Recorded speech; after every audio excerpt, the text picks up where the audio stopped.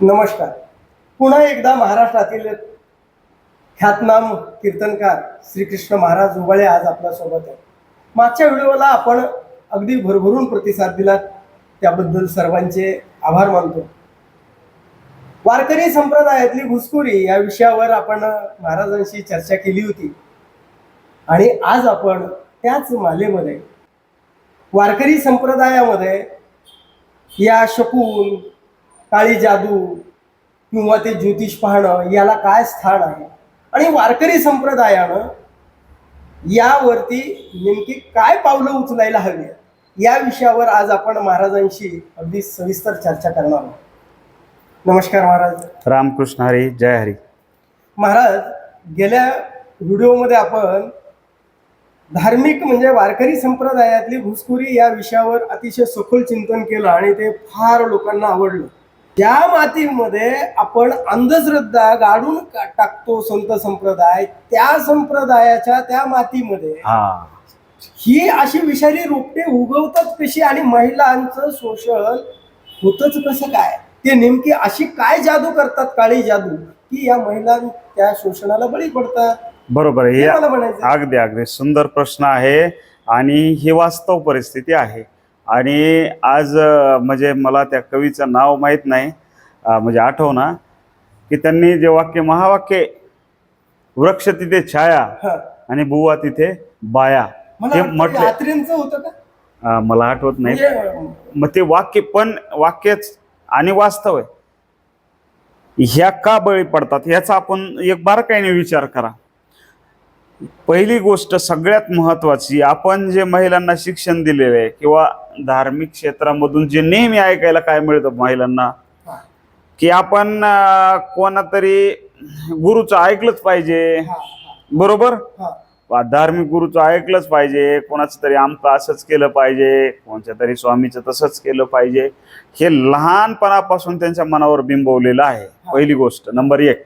Number दोन, महिला काही त्यांचा वाईट हेतू नसतो त्या ठिकाणी. समजा ज्या बी कुठल्या बी ह्याच्यात त्या काय आपल्या कुटुंबावर कुठलं संकट येऊ नये, आपल्या प्रियजनांचं चांगलंच व्हावं किंवा कुटुंबाला वंश वेल वाढावी या सद हेतूनेच महिला त्या ठिकाणी जातात. परंतु त्या फसवणुकीला किंवा तिसरी गोष्ट काय असते की त्यांना अशा पद्धतीचा दबाव एक वेगळ्या प्रकारचा, की तुम्ही आमकं केलं तर तुमचं असं कल्याण होणार आहे. आणि एक लहानपणापासून आपल्या मनात जे की विचार ठेवायचा, आपला विचार काय करायचा नाही, 100% विश्वास ठेवायचा. आपण तर्कशक्तीला, आपल्या बुद्धीला चालना न दिल्यामुळे सहजगत्या आपण त्या ठिकाणी फसल्या जातो आणि जास्तीत जास्त महिला त्या ठिकाणी फसल्या जातात. एक साधं उदाहरण सांगतो. आपण एखादी महिला आपल्या घरातली जर समजा बाहेर कुठं चालले, तर आपण सहज कुठं चाललीस ग, ती म्हणली किती वाजता येणार? आणि एखादी महिला जर म्हणली मी अमक्या धार्मिक कार्यक्रमाला चालले, तर आपण विचारतो का तू कधी येणार? नाही विचारतो. तर हा प्रश्न आहे. आणि मग बऱ्यापैकी लोक या तुमच्या धार्मिक श्रद्धेचा, त्या खूप श्रद्धाळू असतात, त्यांच्या धार्मिक श्रद्धेचा पूर्णपणे हे जे बाजारू लोक आहेत ते त्यांचा गैरफायदा घेऊन त्या ठिकाणी त्यांचं शारीरिक असेल, आर्थिक असेल, शोषण करतात. म्हणजे वारकरी संप्रदायानं मग हे जे काही आता बघा, तो गडगे बाबा अहो कॅन्सर असं खूप मारतो तो एका बाईला, तर तो चलता उठतो म्हणतो बघ तुझा हात फिरला, तुझा हात वर झाला, किंवा ते कॅन्सर दुरुस्त करतो, तू ऑनलाईन दुरुस्त करतो. म्हणजे अध्यात्माच्या नावावर या ज्या काही जे खरात बाबा असतील किंवा हे जे गडगे बाबा असतील, ह्या ज्या विषारी वेली वाढायला लागल्यात, म्हणजे याला वारकरी संप्रदायाचं काही म्हणजे हे नाही का? किंवा हे असं म्हणजे त्यांचा संतांनी अनेक वेळेस इशारे दिलेत. तुकोबरायचा अभंग सांगतो तुम्हाला ह्या सगळ्या प्रकारावर. म्हणजे खरात बाबा असेल, मांत्रिक, किंवा मग तो गडगे बाबा असेल, असे जागोजाग आहेत बाबा बुवा. तुकोबारांनी सांगितले, सांगो जानती शकून भूत भविष्य वर्तमान, त्यांचा आम्हासी कंटाळा पाहो नावडती डोळा. तुकोबराय सांगतात जे चुकून बघतात, शकून म्हणजे काय, शकून आप शकून बघणारे, चुकून बघणारे, त्यानंतर जे तुमचं भूत भूत म्हणजे पाठीमागच्या घटना सांगतात, भविष्य पुढच्या घटना, आता काय घडतंय सांगतात. याने तुमचं कल्याण होणार नाही. मला तर ते डोळ्याने सुद्धा बघवत नाही. त्यांच्या हातात कुठलीही सिद्धी नाही. तुकोबरायचे एक अभंग आहे बघा, अंगी घेऊन या वारे दया घेती, दया भक्त हाती चोट आहे. अरे त्यांच्याकडून तुमची फसवणूक होणार आहे. तुकोबरायांनी 400 वर्षापूर्वी सांगितलंय. अरे देव्हारा बैसोनी हलविती सुपे, ऐसी पापी पापे लिंपताती. आणि हे कशामुळं त्यांचं खरं होतं माहिती का?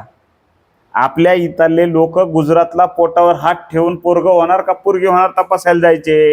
हो, बरोबर. बरोबर का? एकी बेकीच्या न्याये होत असे प्रचित, येणे समस्त लोक भुलताती. मुलगा होईल किंवा मुलगी होईल, गॅरंटेड काहीतरी होईल. ज्यांना मुलगा आपोआपच झाला ते काय म्हणणार, ते प्रचारक बनणार. या पद्धतीने. आणि तुकोबरायचं त्या अभंगामध्ये सांगतात की तया जर ह्यांच्या स्वाधीन देव आहे, हे सांगतात तसं होतं. तयाचे स्वाधीन असता दैवते, तरी का मरती त्यांची पोरे. मग ह्यांचे मुलं का बरं मरतात, ह्यांच्या बायका का बरं मरतात, आपण विचार का करत नाही? संतांनी इतकं मार्गदर्शन केलंय आम्हाला. ह्यांच्या नादी लागू नका. तुका म्हणे सांगो किती, जळो तयाची संगती. किती सांगतात तुकोबराय की या भोंदू लोकांच्या नादी लागू नका, तुमचं कल्याण नाही नाही नाही. तुकोबराय वैतागून म्हणले, किती सांगू तरी न ऐकती बटकीचे, पुढे शिंदळीचे रडतील. रडकन हे लोक, मला माहिती आहे, पण ऐकणार नाहीत. ऐकलं कुठं? मग हे अशा पद्धती. बुवा काय असतंय, एक मानसिकता आहे. जगाच्या विलक्षण करा, तुम्हाला आवडणार, वेगळे पण वाटणार आणि आकर्षित होणार. म्हणजे जळो ऐसा प्रेम रंग जायत, भुलोनी पतंग. तो जळून मरतो पतंग, पण तिकडेच आकर्षित होतो तो पतंग नावाचा किडा त्या ह्याच्याकडे. अशा पद्धतीनं लोक तिथं जातात, भुलतात. आणि तुम्हाला काय वाटतं, भुलणार नाहीत भविष्यात बी? हे खरात महाराज उघडा पडला, गडगे महाराज उघडा पडला, आसाराम बापूला कोर्टाने शिक्षा दिली तरी सुद्धा त्यांचे भक्त नाहीत का? हे पहा, एक साधं सांगतो मी व्यवहार तुम्हाला.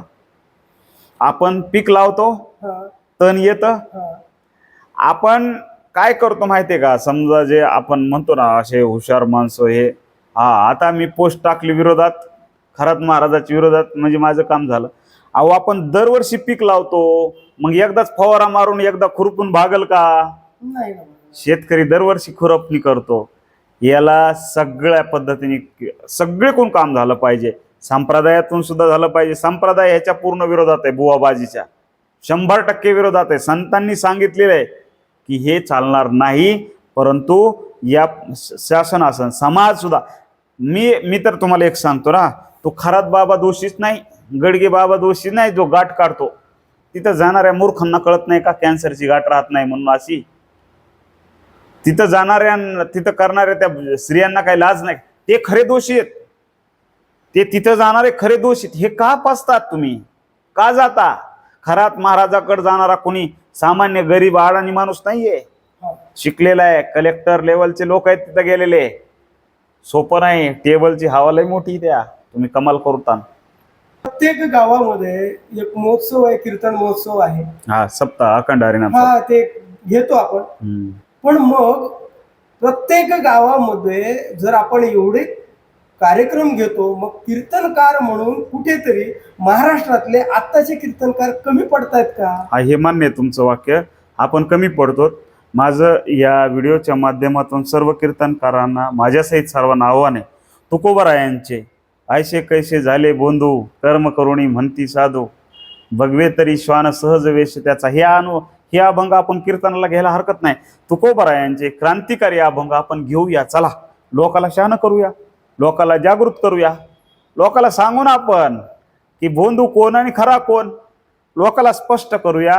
ही एक चांगली संधी आहे. या निमित्ताने आपण सांगूया. आणि मी तरी तुम्हाला शब्द देतो डॉक्टर साहेब, तुम्ही अभंग सुचवायचा, मी घेतो तो कीर्तनामध्ये. मला हे म्हणायचंय की कुठं तरी या महिलांची चूक नाही. आमचा भोळा बाबडा समाज अंधश्रद्धाळू आहे, ही त्या समाजाची चूक नाही, तो तसा आहे. पण खरे संत तुकाराम महाराज, खरे संत ज्ञानदेव, खरे एकनाथ माऊली, मग यांचं तत्वज्ञान त्या लोकांपर्यंत देण्याची जबाबदारी त्यांच्यावर होती. ते कुठं कमी पडलेत असं नाही म्हणता येत का आपल्याला? नाही, कमी तर पडलेत ना, वादच नाही. ज्या अर्थी एवढं नैतिक अधपतन होतंय आपल्या महाराष्ट्राचा, आम्ही कमी पडलोत हे आम्ही मान्य करतो खुल्या दिलाने. 100% कमी पडलोत.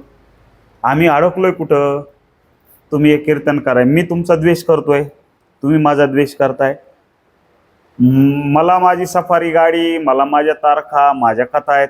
मला समाजाचं प्रबोधन करण्याच्या भानगडीत जास्त पडण्याची आवश्यकता जर वाटत नसेल तर आम्ही कमी पडलोय हे मान्य केलं पाहिजे. तुमचं वाक्य खरं आहे. आम्ही लोकांना हे खरं सांगितलं पाहिजे आणि अभिमान वाटतो. हे प्रकरण झाल्यापासून महाराज अनेक आमच्या ज्येष्ठ छोट्या मोठ्या सगळ्या कीर्तनकारांनी स्पष्ट शब्दात ह्याचा निषेध केला आणि कीर्तनातून प्रबोधन करत आहेत आणि अजून वाढवतील आणि वाढवावं असं सुद्धा माझं लोकांना आव्हान आहे. म्हणजे पैसा, ते कीर्तन घेण्यासाठी पैसा त्या अंधश्रद्धाळू माणसांचा चालतो. मोठे मोठे पैशाचे पॉकेट चालतात. मग फक्त तुम्हाला खरे अभंग घेऊन तुकाराम महाराजांनी असं सांगितलंय असं म्हणायला एवढं धाडस, किंवा आपला व्यवसाय कुठेतरी व्यवसायावर टाचील या दृष्टिकोनातून महाराज सांगत नाही. कुठेतरी मनात भय दागतं का त्यांचं? काय वाटतं त्यांना? पुढची तारीख मिळणार नाही किंवा लोकांना माझं तत्वज्ञान खरं वाटणार नाही. नेमकं खरं बोलण्यासाठी तर धाडस आजच्या कीर्तनकारांमध्ये सगळ्यांच्या संदर्भात म्हणत नाही. असं नाही की वारकरी संप्रदाय आज जिवंत आहे त्याचा अर्थ सगळी माणसं अगदी एका मापामध्ये मोजून चालणार नाही. बरोबर. पण कुठंतरी माझा व्यवसाय म्हणून तो त्याच्याकडे पाहतोय म्हणून ही दुर्दशा झाली असं तुम्हाला म्हणता येईल? नाही, यामध्ये तथ्य आहे बऱ्यापैकी तुमचं की व्यावसायिक स्वरूप बऱ्यापैकी याला आलेले, संप्रदायाला व्यावसायिक स्वरूप आलेले बऱ्यापैकी. 100% सत्य गोष्ट आहे. आणि त्यामुळं मग काय होतं, ज्यावेळेस व्यावसायिक स्वरूप आलं, परिवर्तनाने कोणाला पाहिजे, कोणाला काय घेणं देणं. आणि काय होतं, जर समजा परिवर्तन करायचं असेल तर तुम्हाला खडे बोलावं लागतात. राग जरी आला लोकाला तरी आपल्याला काही गोष्टी बोलावं लागतात स्पष्टपणे, नाही पटल्या तरी बोलाव्याच लागतात. म्हणजे काय असतं, आता साधा दृष्टांत म्हणजे असा, डॉक्टर ऑपरेशन करतो बरोबर. ऑपरेशन आपल्याला हवं असतं का? म्हणजे त्रास होतो ना त्याचा? नाही ना, नको असतं. ऑपरेशन नको असतो ना, कुणालाच नको असतो ऑपरेशन. नको ऑपरेशन. पण ऑपरेशन फायद्याचे का तोट्याचे त्या पेशंटच्या? फायद्याचे. औषधाची गोळी कडू असते पण ती नको वाटते. चॉकलेट गोड असतं, ती बरी वाटते ना, पण तिने रोग राहीन का? नाही राहणार. म्हणजे तुम्हाला फक्त गोड गोड बोलणारे, विनोद सांगून चुटकुले करणारे यामुळं बरं नाही होणार समाजाचं. देतो तीक्ष्ण उत्तरे, पुढे व्हावे अशी बरे. तुकोबरायचा अभंगया, तुका म्हणे बरे घडे, देशो देशी चाले कोडे. हे जे कोडे चाललेत ना सध्या, हे कोडे म्हणते त्याला तुकोबरायच्या भाषेत. या सगळ्या लोकांनी कोडे म्हणजे लोकांमध्ये संभ्रमाची अवस्था निर्माण करून बरेच लोक आयते कस्टमर त्यांच्याकडे पाठवायचा कार्यक्रम आहे ना हा. तुम्ही एवढे लोक देवाच्या धर्माच्या नावाने भोळे भाबडे करून टाकले की मग ते आयते ह्यांच्या तावडीत जाऊन सापडतात. लक्षात ठेवा, आपल्याला सशक्त भक्त बनवायचा आहे देवाचा. मी पुन्हा सांगतो, कुठल्या महाराजाचा भक्त नाही. तुम्ही ज्यांचा उल्लेख केला गडगे महाराज, तो म्हणतो माझे लाखो भक्त आहेत. तुझे भक्त? अरे तू कोण झाला का? तू कोण? तुझे भक्त? लक्षात ठेवा, कुठलाच महाराज, कीर्तनकार, कुठलाच बुवा, कुठलाच प्रवचनकार, कुठलाच कथाकार याने स्वतःचे माझे भक्त असतात अशी म्हणून टिमक्या मिरू नयेत. तुझे भक्त तू कोण? तू कोण? भक्त फक्त भक्त देवाचे, ह्या पांडुरंग परमात्म्याचे भक्त आम्ही, संतांचे, या बुवा बाबांचे नाही. अरे तुम्ही काय कोण लागून कोण गेले भक्त म्हणायला, स्वतः देव म्हणायला, मोठे म्हणायला. म्हणून आपण ह्यांच्या नादी न लागता संत विचाराच्या नादी लागलं पाहिजे, संत संगती घेतली पाहिजे. पण आता संत संगतीच धोक्याची व्हायला लागल्यावर कोण घेणार संत? नाही, संत संगती म्हणजे ह्याचा अर्थ काय? याचा अर्थ काय?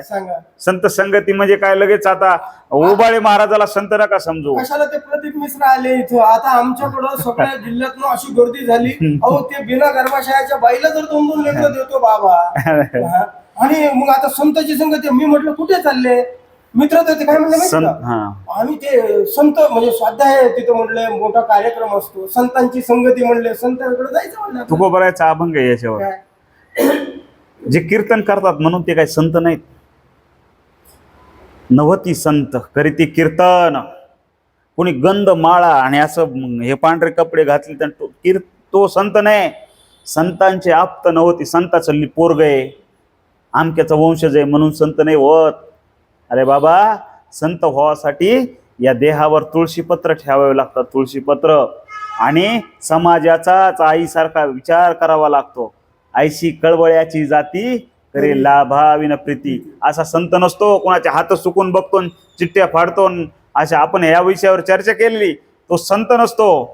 तो संत कधीच नसतो. त्याच्या मोठा अभंग येतो. आणि हे फक्त लुटाय. एक साधं सांगू का तत्वज्ञान? एक साधं तत्व आहे.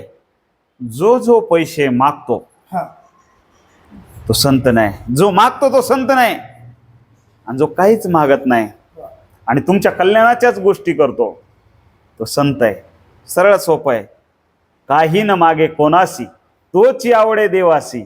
देव तयासी म्हणावे, त्याच्या चरणी लीन व्हावे. अजून सांगतो, संत संगती म्हणजे कोणाची धरायची? आज तुम्ही म्हणता संतच नाही, हे तर बोंदूत. मग कोणाचीच नका धरू. साध्या माणसाची धर. ज्ञानोबरायची ज्ञानेश्वरी आहे ना तुमच्याकडं? वाचा ना ती ज्ञानेश्वरी. ज्ञानोबराय स्वतः बोलतायत आपल्यासोबत. वाचा त्या भावानी, ते बोलतायत ना, त्यांचं वाक्य ते. हे तुकोबरायचा अभंग आहे. एका अक्षरात आहे माझा रमाकांत. एका अक्षरात आहे. तुका म्हणे पहा, शब्दची हा देव, शब्देची गौरव पूजा करू. त्या शब्दाला संत बनवायचे आपण, कारण ते संताचं महावाक्य आहे. तुकाराम महाराजाच्या प्रत्येक शब्दाचं. तुकारामांची गाथा वाचा. आडराणी मार्गामध्ये घुसू नका बाबा हो, सरळ मार्गाने या. वारकरी संप्रदायाचं सोपं तत्वज्ञान नामस्मरण. बाकी काहीच नाही. एकच धर्म. आम्हा सापडेले वर्म, करू भागवत धर्म. दुसरा धर्म नाही आमचा. नामस्मरण हाच धर्म आहे, दुसरा काहीच नाही. हेच आम्हा करणे काम, बीज वाढवावे नाम. नामस्मरण, विठ्ठलाचं नामस्मरण करायचं, एक भाव ठेवायचा. बाकी जादू टोना जर चालत असेल आणि तुमच्या सांसारिक समस्या लोकांनो कोणीही सोडवू शकत नाही. तुकोबराय कमी आध्यात्मिक नव्हते. बरोबर आहे. तुकोबरायच्या जीवनात कमी समस्या होत्या का? नाही, खूप होत्या. अहो, 8 पिढ्याची भक्ती आहे. माझ्या वडिलांची मिरासी गा देवा, तुझी चरण सेवा पांडुरंगा. 8 पिढ्याची भक्ती, 1-2 पिढ्याची नाही. DNA मध्ये विठ्ठल लिहिलंय, DNA मध्ये. एवढं तुकोबरायांची किती दुःख आहे त्यांना सांगा. 1-1.5 वर्षामध्ये 6 माणसं मरते तो घरातले. 16-17 वर्षाचं लेकरू आहे तुकोबराय. झोक नाही. मग ते ह्याच्याकडे गेले नसते का? मांत्रिकाकडे गेले नसते. अहो म्हणजे मला शेतून सांगायचंय, ज्ञानोबराय कमी भक्त होते का? त्यांना खापराचं एक तुकडा नाही मिळाला हो त्यांना मांडे भाजायला.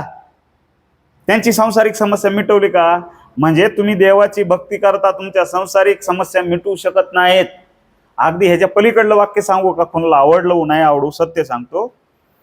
तुमच्या सांसारिक समस्या कुठलाही देव मिटवू शकत नाही, कुठलाच नाही.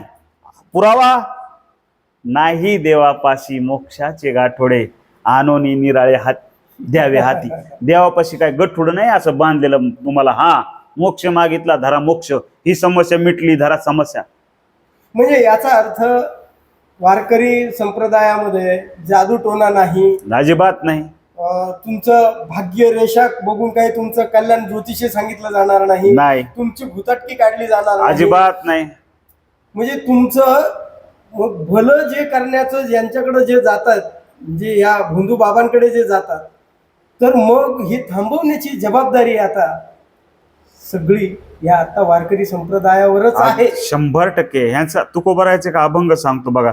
ज्यांनी हा अभंग वाचला असेल आणि समजून घ्या, हे कीर्तनात कोणी घेत नाही अभंग. एक अभंग आहे, हे कोणाच्या इथं नाही होणार सांगू का? हे असं दुष्चक्र तुकोबरायचा अभंग आहे बघा. आपण शुभ शकून, हे अशुभ, अमक अशुभ, तुकोबराय सांगतात. तुका म्हणे हरीच्या दासा, शुभ काळ सर्व दिशा. अरे माझ्यासाठी सगळ्या दिशा, सगळा काळ शुभ आहे. सगळा. मी देवाचा भक्त आहे ना, माझ्यासाठी सगळे शुभ आहेत. अनुरेणूपासून आकाशापर्यंत सगळं शुभ आहे माझ्यासाठी. त्यांचा अभंग सांगतो. शुभ झाल्या दिशा अवघाची काळ. अरे तुम्ही काय म्हणता हो? कुठं कुंडली बघितली, कुठं मुहूर्त बघितला, किती लग्न मुहूर्तावर लागले? तुम्ही सांगा, बीड जिल्ह्यामध्ये तुम्ही लग्नाला जा, किती लग्न मुहूर्तावर लागले? 12चं लग्न 4ला लागत. मला तर आणखी जेवढे लग्न केले मला नाही वाटत की मी कधी एखादं लग्न मुहूर्तावर लागलेलं पाहिजे. मग मला सांगा, तुम्ही मुहूर्ताला एवढंच महत्व आहे तर मग तुम्ही मुहूर्तावर लग्न लावता का? नाही लावीत. तुकोबराय सांगतात शुभ झाल्या दिशा. माझं वाक्य नाहीये. अवघाची काळ, सगळा काळ, सगळ्या दिशा शुभ आहेत. बरं मला एक सांगा, आता जाता जाता एक शेवटचा प्रश्न विचार. अभंग सांगतो सगळा, प्रेक्षकांनाही कळलं, कदाचित बघतील. शुभ झाल्या दिशा अवघाची काळ, अशुभ मंगळ मंगळाचे, हाताची आदिते दुरावली निशी, न देखी जे कैसी आहे तेही, सुख दुःखाहुनी नाही विपरीत, देतील आघात हित फळे, तुका म्हणे आता मासी हे भले, अवघेची झाले जीवजंत. तुमच्या या सगळ्याचं सार सांगतो. तुकोबाराय सांगतात सगळ्या दिशा शुभ, सगळे काळ शुभ. अरे तुम्ही ज्याला मंगळ म्हणता त्याचं नाव मंगळ, त्या मंगळ ग्रह तुमच्या जर ह्याच्यात आला तर त्याला अमंगळ म्हणता. वारे वा म्हणले तुकोबाराय. खूप तत्वचिंतक तुकोबाराय. अमंगळ नाही तो. अरे ज्याच्या हातात दिवा आहे, हाताची या दीपे दुरावलिनीची, विचारांचा दिवा ज्याचा पेटलेला आहे ना, तो कधी इकडे फसणार नाही कुठंच. त्याची रात्र अंधार निघून जाईल. कशी अंधार आहे कळणार सुद्धा नाही. तुकोबाराय सांगतात बाबा रे, जीवनात सुख नाही तर दुःख येणार आहे. माझ्या आलं सुख दुःखावून नाही विपरीत, एवढ्या आघात काय यायचे. मी जो हा बनलो ना कठीण, तो बनलो आघातामुळं. आणि तुकाराम महाराज म्हणतात आता आमच्यासाठी सगळे तुम्ही अशुभ मानलेले जीव जंतू किडे मुंगे सगळे, तू का म्हणे आता मासी ये भले, मांजर काय घोबड काय काही काय, अवघेची झाले जीव, सगळे शुभ झाले हो. तुमचा फक्त दृष्टिकोन बदला विचाराचा, आपोआप शुभ आहे सगळं. हे संताचं प्रमाण आहे, मी सांगत नाही. जाता जाता एक शेवटचा प्रश्न विचारतो मला, की हे महिलांचं शोषण, आर्थिक शोषण, धार्मिक शोषणच म्हणायचं किंवा धर्माचं रक्षण करण्याकरता या वारकरी संप्रदायानं आणि समाजानं सुद्धा, आणि जे खरंच मी धार्मिक आहे असं म्हणतात, त्यांनी नेमकं त्यांच्यासाठी त्यांनी काय करावं असा त्यांना तुम्ही आज संदेश द्याल. नेमकं हे महिलांचे शोषण झालं नाही पाहिजे, आर्थिक शोषण नाही झालं पाहिजे, आणि धर्माचं रक्षण झालं पाहिजे, यासाठी वारकरी संप्रदायाने काय पावलं? अगदी खूप सुंदर अभंग आहे तुकोबरायचा. धर्माचे पालन करणे पाखंड खंडन, हेच आम्हा करणे काम बीज वाढवावे नाम. तुकोबराय सांगतात बाबा हो, धर्माचं पालन करणं म्हणजे काय. दुसरा एक अभंग आहे, निवडावे खडे तरी दळण ओझे घडे, नाहीतर नासोनी जाय, कारण आळस उरे हाय, निवडावे तण शेती करावी राखण. धर्माचं रक्षण करणं म्हणजे ह्या अधर्मांना बाहेर फेकून देणं. आणि इथं एखाद्या असल्या भोंदूला नावं ठेवले आचारामला तरी त्या चवताळून येतात लोक. अरे बाबा नो, खरा धर्मापर्यंत जाऊनच दे ना ते तुम्हाला. धर्माचं तत्व, धर्माचे श्लोक, धर्माचं आचरण. धर्म या शब्दाचा आहे शुद्धता, सात्विकता, सत्य, वर्तणूक, शुद्धता, शांती, निरामयता, प्रकाश, या शब्दाचा अर्थ धर्म आहे. तो धर्म आपण वागला पाहिजे, बोलला नाही पाहिजे, नुसतं बोलण्यातून नाही. म्हणजे आपण या सगळ्या गोष्टी वागणुकीतून आणल्या पाहिजे, नुसत्या बोलण्यातून नाही. आणि म्हणून आपण सगळं वागूया. या खोट्या गोष्टी उलट उघड्या पडतात ना, आपल्या धर्माची पवित्रता निर्माण होते. माझ्या शर्टवर काळा लागलेला डाग जर निघून गेला तर हे उलट शुद्ध होईल का खराब होईल? उलट चांगलं होईल.